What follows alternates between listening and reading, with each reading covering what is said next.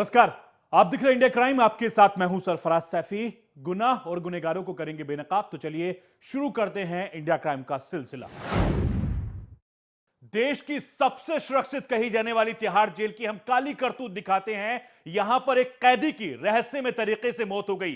सवालों के घेरे में एक बार फिर से तिहाड़ जेल आ गई है। हम आपको दिखाते हैं कि किस तरीके से परिवार वाले तिहाड़ जेल प्रशासन पर जहर देकर अपने बेटे को मारने का गंभीर आरोप लगा रहे हैं। तिहाड़ में जारी है कैदियों पर कहर। एक हफ्ते में 3 कैदियों की मौत।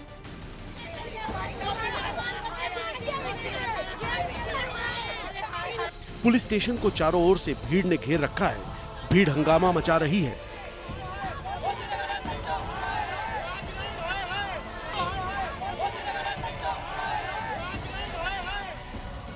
लेकिन पुलिस वालों को तो जैसे सांप सूंघ गया है। भीड़ के इतने शोर शराबे के बाद भी उनकी हिम्मत नहीं हो रही कि भीड़ को शांत रहने को बोल सके।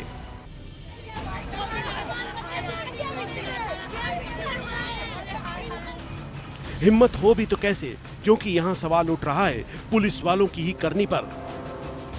और पुलिस की ये चुप्पी जता भी रही है कि दाल में कुछ काला है। दरअसल जेल के बाहर रोती चीखती तड़पती इस महिला के बेटे रिंकू की मौत संदिग्ध परिस्थितियों में जेल में हो गई है।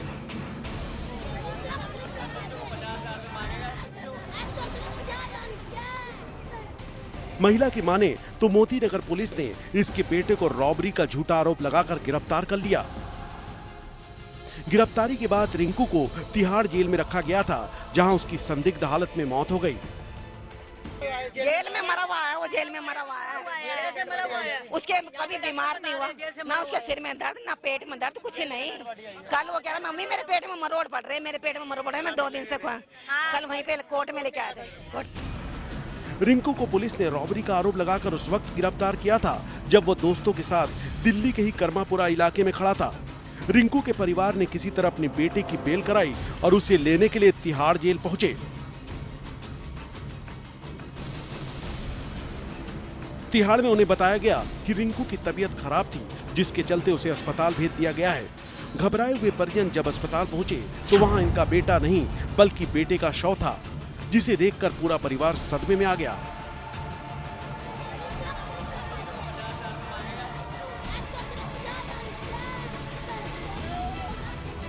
पहले तो बिना अपराध सिद्ध हुए और बिना किसी शिकायत के रिंकू को गिरफ्तार किया गया। उसके बाद जेल में उसकी मौत हो जाना संदेह पैदा करता है।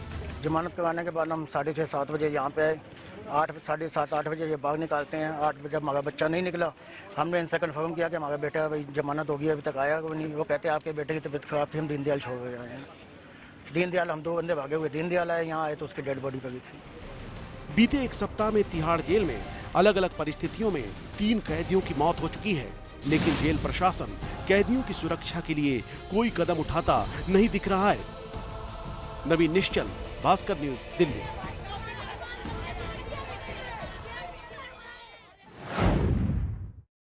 आइए हम आपको दिखाते हैं कि किस तरीके से इस शख्स को एक चोरी के केस में पुलिस वालों ने उठाया था और उसके बाद तिहाड़ जेल भेज दिया।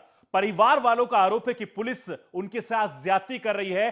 पुलिस वालों से इनके परिवार को डर लगता है और जिसके चलते उनके बच्चे को जेल प्रशासन ने मौत के घाट उतार दिया। अरे पुलिस वालों से तो हम डरते ही हैं वैसे ही। आपने सुना? अरे पुलिस वालों से तो हम डरते ही हैं वैसे ही।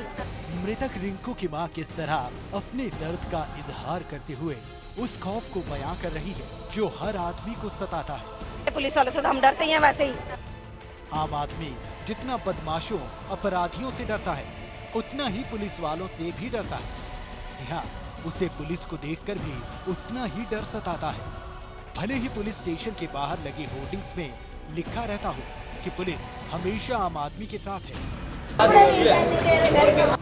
पर आम आदमी को ये साथ कितना भाता है वो इस दुखी महिला के दर्द में साफ झलकता है। हमारे जाने से पहले इन्होंने केस कर दिया 392 कौन सा, जिसने कभी जूम ही नहीं मारी उसके ऊपर कह दिया रोबरी का। ये रोबरी चक्कू दिखा के मारा इसने, जिसने कभी छिपकली भी नहीं मारी, मच्छर भी नहीं मारा। वो भी हमें सुबह बताया, ये वाला केस डाल दिया हमने इसके ऊपर। हम इतना रोए इतना पीटे, 2 दिन वहाँ पे रखा, 2 दिन वहाँ पे मैं लड़के को। आखिर क्यों आम आदमी को बदमाशों से बचाने वाली पुलिस से आम आदमी को ही डर लगता है? इसका कारण है पुलिस के काम करने का तरीका। अक्सर देखा जाता है कि पुलिस वाले तफ्तीश के दौरान आम लोगों के साथ ऐसा सलूक करते हैं कि वे ही सबसे बड़े गुनाहगार हों। और बात की जाए मृतक रिंकू के मामले की, तो पुलिस के साथ साथ जेल प्रशासन का रवैया भी सवाल खड़े करता है। रिंकू के परिजन जब रिंकू की जमानत कराकर उसे छुड़ाने जेल पहुंचे, तब उन्हें बताया गया कि रिंकू की तबीयत खराब थी, इसलिए उसे अस्पताल ले जाया गया है। यहाँ सवाल खड़ा होता है कि किसी कैदी के बीमार होने पर जेल प्रशासन परिजनों को सूचना नहीं देता। जेल में हुई रिंकू की मौत सवाल खड़ा करती है कि जनता के सहयोग के लिए बनी ये संस्थाएं जनता को कितना फायदा पहुंचा रही हैं। नवीन निश्चल, भास्कर न्यूज, दिल्ली।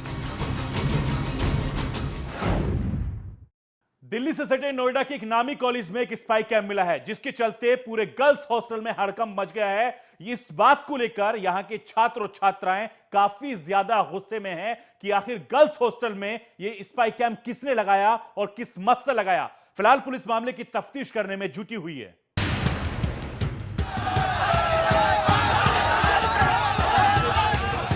कॉलेज के बाहर हंगामा बरपा है।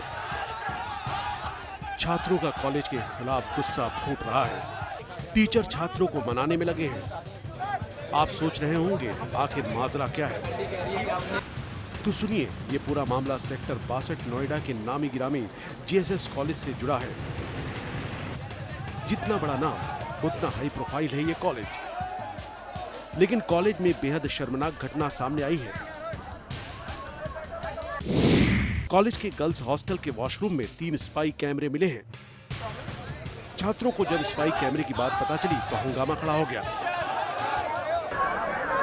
गर्ल्स हॉस्टल में कैमरा कैसे पहुंच गया है, उसने बोला था लड़की ने, तो फिर उन्होंने रिप्लाई दिया कि ये सब आप लोगों ने लगाया है। छात्रों ने सबसे पहले सभी कैमरों को अपने कब्जे में लिया और फिर उनके मेमोरी कार्ड तोड़ दिए। छात्रों ने हॉस्टल के वार्डन को भी स्पाई कैमरे की बात बताई, लेकिन वार्डन की चोरी और सीना जोरी तो देखिए। बजाय मामला शांत करने के, उल्टा छात्रों पर ही भड़कने लगा। में आ रहा है कि मतलब कॉलेज गर्ल्स हॉस्टल में कैमरा वगैरह फुटेज वगैरह लीक हुई है। सुनने में आ रहा है, लोग बता रहे हैं कि वार्डन ने केवल इतना बोल दिया। इस शर्मनाक हरकत की जानकारी छात्रों ने फौरन पुलिस को भी दी। खबर की गंभीरता को देखते हुए पुलिस भी फौरन कॉलेज पहुंच गई और कॉलेज प्रबंधन और छात्रों से पूछताछ में जुट गई। अभी तक जो पुलिस की प्रिलिमिनरी इसमें इंक्वायरी हुई है, उसमें ये पता चला है गर्ल्स हॉस्टल में एक कैमरा जो है वो इंस्टॉल किया गया था।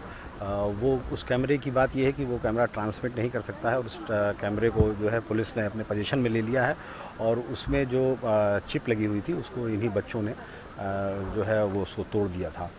ऐसा एलिमेंट जिसने कि ये किया होगा, it can be a plumber, it can be some mechanic who came to repair the geyser, but normally all these people when they go to the rooms to repair, one of the lady guard accompanies them. Police और प्रशासन मामले की तह तक जाने की बात कह रहे हैं, लेकिन सवाल उठता है कि आखिर शिक्षा के मंदिर में यह गंदी हरकत क्यों हुई? आखिर क्या है स्पाई कैमरे के पीछे की साजिश?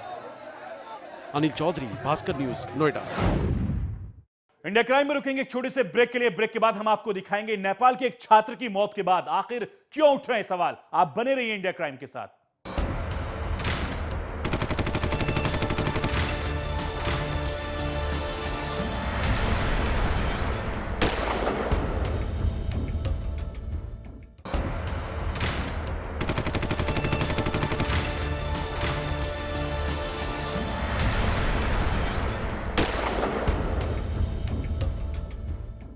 हापुड़ में एक नामी प्राइवेट यूनिवर्सिटी में एक छात्र की मौत हो जाती है। उसके बाद उसके परिवार वालों का आरोप यह है कि यहां के छात्रों ने मिलकर उनके बेटे को मौत के घाट उतारा है। फिलहाल ये नेपाल का परिवार इस बात को लेकर सवाल खड़े कर रहा है कि आखिर यूनिवर्सिटी प्रशासन क्या कुछ कर रहा है। फिलहाल यूनिवर्सिटी भी सवालों के घेरे में है। रैगिंग के दौरान उससे गलत काम करने के लिए बोला, उसने नहीं किया, इसलिए उन लोगों ने उसको मार दिया। इस बहन का रो रो कर हाल बुरा है और इस पिता की बूढ़ी आंखें अब बेटे का इंतजार कर पथरा चुकी हैं। जिस बेटे पर इन्हें सबसे ज्यादा गुमान था अब वही बेटा इन्हें सदा के लिए छोड़कर बहुत दूर जा चुका है। उन्होंने उसको रैगिंग के दौरान उससे गलत काम करने के लिए बोला, उसने नहीं किया, इसलिए उन लोगों ने उसको मार दी। कॉलेज के अंदर भी मारा और बाहर भी मार उसे खत्म कर दिया, बाहर ले जाके कॉलेज के। जी बोलो।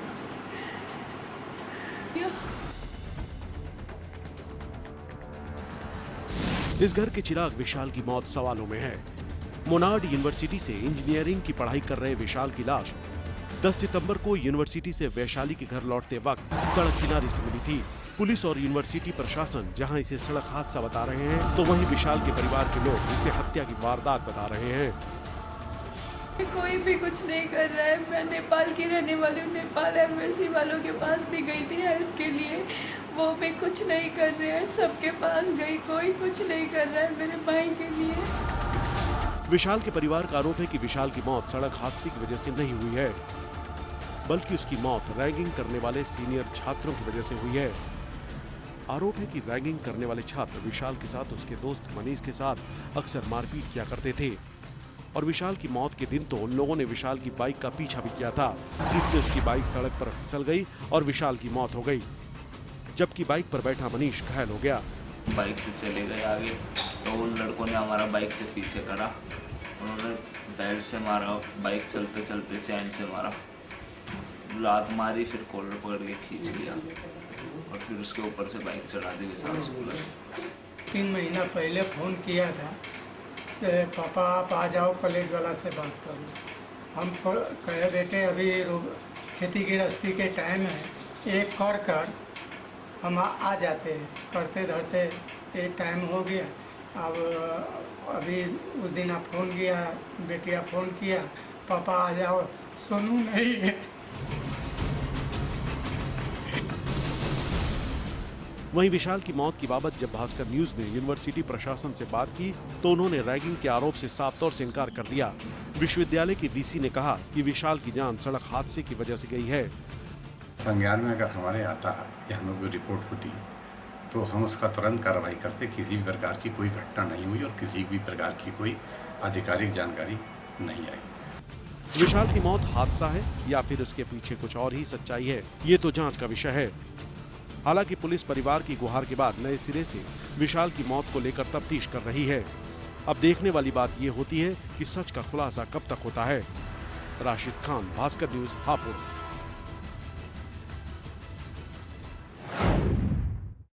इंडिया क्राइम में हम आपको दिखाते हैं ऐसी खबर जिसे देखकर सुनकर आपके रोंगटे खड़े हो जाएंगे। जी हां, एक ऐसा गैंग जो दूसरे राज्यों से लड़कियों को प्यार के झांसे में फंसाता था और देश की राजधानी दिल्ली में अलग अलग जगहों पर उनका सौदा कर बेचता था। हम आपको दिखाते हैं कि किस तरीके से यह गैंग बड़े लेवल पर काम करता था। आप भी देखिए। धरे गए लड़कियों के दुश्मन प्रेम जाल में फंसाकर बेच देते थे लड़कियों को। दिल्ली पुलिस के हत्थे चढ़े इन शातिर अपराधियों के नाम अफजल और रवि हैं, जिन पर अपना नाम बदलकर लड़कियों को जाल में फंसाकर उन्हें जिस्म की मंडी में बेच देने का आरोप है। किस तरह से जरूरतमंद लड़कियों की मजबूरी का फायदा उठाया जाता है, ये दोनों शातिर अच्छी तरह से जानते थे। ये पहले लड़कियों को शादी का झांसा देकर अपनी चंगुल में फंसाते और फिर उनकी अस्मत के साथ खिलवाड़ करते और जब दिल भर जाता तो निकल पड़ते दलालों से सौदे की बात करने के लिए। लेकिन इनके पाप का घड़ा भर चुका था और इनकी चंगुल में फंसी एक लड़की ने दिल्ली के एक होटल में खुदकुशी कर ली। मृतक लड़की पश्चिम बंगाल की रहने वाली थी। उस लड़की की मौत की तफ्तीश करते हुए पुलिस ने इन अपराधियों के चेहरों को बेनकाब कर दिया। होटल के रिकॉर्ड्स में ये आदमी और ये लड़की ये फिक्टिशियस आइडेंटिटी के साथ रुके हुए थे और बाद में इस लड़की ने सुसाइड कमिट कर लिया था। जो इस होटल की प्रॉक्सिमिटी जीबी रोड के करीब और इस आदमी का रिकॉर्ड में जब हमने होटल के रिकॉर्ड से चेक किया तो पाया कि 3 बार पहले भी इस होटल में आकर रुका हुआ है और हर बार कुछ नई लड़कियों के साथ आया है। तो ऐसा लगा कि ये शायद ह्यूमन ट्रैफिकिंग का इशू हो सकता है। इस गैंग के लोगों की खासियत ये थी कि ये खास तौर से 18 साल से ऊपर की लड़कियों को अपनी प्यार के जाल में फंसाते थे ताकि कानूनी झमेले से बचा जा सके। बाद में लड़कियों को लेकर ये उन जगहों पर पहुंचते थे जहां लड़कियों की डिमांड होती थी। पुलिस की पड़ताल में ये भी खुलासा हुआ है कि अब तक इन्होंने 3 लड़कियों को जिस्म के कारोबार में धकेला है। बोला था रिंकू जो नाम था उसको मैंने प्यार के बाद बोला था। और दूसरा जो रिंकू था वो फ्रेंड था, वो दोस्त की तरह था। यहाँ पर दिल्ली पे था वो, उससे मैंने वो फ़ोन पे बहुत दिन से बात हो रही थी। तो यहाँ पर जब मैंने आया था तो लड़की फ़ोन करने से वो लड़की चला आया था। हमने बोला था कि हम तुमसे प्यार करते हैं, फिर उसके वो मेरे बात में आया था। आकर के उसको हम लोग, जो मेरे साथ एक जन था राजा, हमारा दोस्त, उसने हम लोगों को उसी ने हम लोगों को बात पर लाया। नहीं सर, मैं था, मेरा साथ में मेरा दोस्त था। पुलिस अब इन आरोपियों के जरिए उन लोगों तक पहुंचने की कोशिश कर रही है जिनके तार इस गैंग से जुड़े हुए हैं। पुलिस उन महिला दलालों की भी तलाश कर रही है जो लड़कियों के साथ धोखाधड़ी की वारदात में शामिल हैं। गौतम तिवारी, भास्कर न्यूज, दिल्ली।